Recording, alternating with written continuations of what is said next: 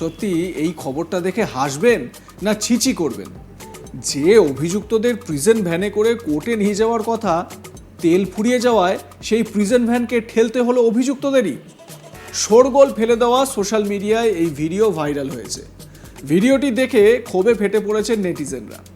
অনেকেই কর্তব্যরত পুলিশ অফিসারের শাস্তির দাবি করেছেন। এবার আসা যাক ঘটনাটি ঠিক কী ঘটেছিল সে বিষয়ে। এই ঘটনাটি বিহারের ভাগলপুরের কাছাকাছি কাছারি চক এলাকায়। জানা গিয়েছে রবিবার 4 ফেব্রুয়ারি মদ্যপানের অভিযোগে 4 জনকে গ্রেপ্তার করে পুলিশ। কারণ বিহারে মদপান নিষিদ্ধ। অভিযুক্তদের ধরে থানায় আনার পর তাদের কোর্টে নিয়ে যাওয়া হচ্ছিল, কিন্তু কোর্টে নিয়ে যাওয়ার পথেই ঘটল বিপত্তি। যে গাড়িতে করে অভিযুক্তদের নিয়ে যাওয়া হচ্ছিল সেই প্রিজন ভ্যানের জ্বালানি শেষ হয়ে যায়। কাছারি চকের কাছে এসে হঠাৎ পুলিশের গাড়িটি থেমে যায়। একদম তেল নেই দেখে গাড়ি থেকে অভিযুক্তদের নামিয়ে প্রিজন ভ্যানটি ঠেলতে বাধ্য করা হয় বলে অভিযোগ। জানা গেছে প্রায় 500 মিটার এভাবেই গাড়ি ঠেলে ঠেলে নিয়ে যেতে হয় তাদের। যে পুলিশকর্মী ওই অভিযুক্তদের নিয়ে যাচ্ছিলেন তিনিই নাকি অভিযুক্তদের নির্দেশ দেন গাড়িটি ঠেলার। ভাইরাল হওয়া ভিডিওটিতে দেখা যাচ্ছে 4 জন অভিযুক্তেরই কোমরে দড়ি বাঁধা দেখতে পাচ্ছেন, আরেকজনের আবার হাত বাঁধা। সেই অবস্থাতেই গাড়ি ঠেলছে সে। অভিযুক্তদেরই কোমরে দড়ি বাঁধা, সেই অবস্থাতেই গাড়ি ঠেলতে হচ্ছে। তারা পিছন থেকে ঠেলতে ঠেলতে গাড়িটিকে নিয়ে যাচ্ছেন। আর তারা যাতে পালিয়ে যেতে না পারেন তাই 4 জনের উপর কড়া নজর রেখেছেন এক পুলিশ অফিসার। এভাবে অভিযুক্তদের দিয়ে গাড়ি ঠেলানোর ঘটনায় ক্ষোভে ফেটে পড়েছেন সোশ্যাল মিডিয়ায় নেটিজেনরা। তারা বলছেন এটা অপরাধ। কেউ কেউ আবার ওই পুলিশ অফিসারের শাস্তির দাবি জানাচ্ছেন। শ্রবণ কুমার, যিনি ওই গাড়ির চালক, তিনি কি বলছেন শুনুন সেই মহাশয়ের কথা। किसको लेकर आ रहे हैं? कैदी को लेकर कैदी को लेकर। तो क्या हुआ रास्ते में?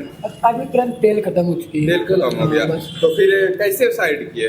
शायद तो हो गया पीछे निकला। कैदी लोग धक्का कैदी लोग हम तो नहीं देखे, कैदी लोग धक्का दिया था। आपने तो अभी सजा था गड़ा से देखिए कि कैदी लोग धक्का दिया।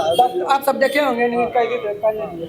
तो अभी का कोर्ट में लाया कैदी को? हाँ, बाद में खराब हो गई है गाड़ी। गाड़ी में तेल खत्म हो गया। ড্রাইভারের বক্তব্য শুনলেন, তিনি তো সোজা সাপটা বলে দিলেন তেল খতম, তাই করতে হয়েছে। বিষয়টি সোশ্যাল মিডিয়ায় ভাইরাল হয়েছে। এরপরই প্রতিক্রিয়া জানায় police. Assistant police commissioner Pramodit Narayan Singh সংবাদ মাধ্যমে জানিয়েছেন, ঘটনাটির খবর পেয়েছি, আমরা তদন্ত শুরু করেছি। যারা দোষী প্রমাণিত হবেন তাদের বিরুদ্ধেই কড়া ব্যবস্থা নেওয়া হবে। প্রমোদিত নারায়ণ সিং এসিপি কি বলছেন তিনি শুনুন। इसके बारे में अभी संज्ञान में आपके माध्यम से हमारे पास आया है, मामला संज्ञान में आया है और इसकी हम जांच करवा देते हैं। निरीक्षक मध्य निषेध को मैंने बोला भी है कि जांच करके अविलंब हमें बताएं कि किस वजह से ऐसा हुआ है। अगर गाड़ी वाले की वजह से हुआ है तो उस पर भी कार्रवाई होगी, गाड़ी हम हटाएंगे। और अगर कोई पदाधिकारी इसमें दोषी होंगे तो उन पर भी कार्रवाई के लिए मैं अनुशंसा करूँगा मुख्यालय से। इसके बारे में अभी संज्ञान में आप